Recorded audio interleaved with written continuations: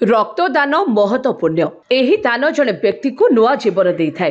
तेरे आज भिडियो मु आपन को कहबी केउ माने रक्तदान करबा उचित अटे बा केउ माने रक्तदान करि परिबे केउ रोग थिले रक्तदान करबा उचित नुहे। दर्शक बंधु विश्व स्वास्थ्य संगठन अनुसायी 18 वर्ष रु 65 वर्ष मध्य शारीरिक सुस्थ व्यक्ति रक्तदान करि परिबे। रक्तदातांकर पल्स बा हृदयर गति 60 रु 100 बीपीएम मध्य रहिबा उचित अटे एवं रक्तदाता हिमोग्लोबिन अति कम रे 12 रु 13 ग्राम रहिबा आवश्यक अटे। सेबडी रक्तदान करुथिबा दातांकर ओजन अति कम रे 45 किलोग्राम किंबा ताठू अधिक हेबा उचित अटे।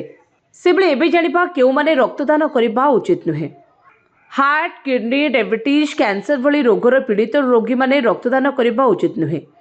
जदि कोनोसी प्रकार संक्रमण होइथाय तेबे मध्य रक्तदान करा जाय परिबो नाही। सेबडी प्रसव पर 1 वर्ष पर्यंत महिला माने रक्तदान करबा उचित नुहे। कोनोसी बड़ अस्त्रोपचार पर 12 मास पर्यंत रक्तदान करा जिबा उचित नुहे एवं सामान्य अस्त्रोपचार पर 6 मास पर्यंत रक्तदान करबा उचित नुहे। सेबडी शरीर में रक्त अभाव थिले मध्य रक्तदान करि परिबे नाही।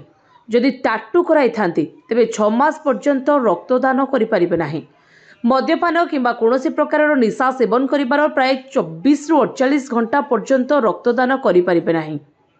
जदि निकटरे टाइफॉइड किंबा मलेरिया रे पीड़ित होइथिबे तेबे मध्य रक्तदान करि परिबे नाही।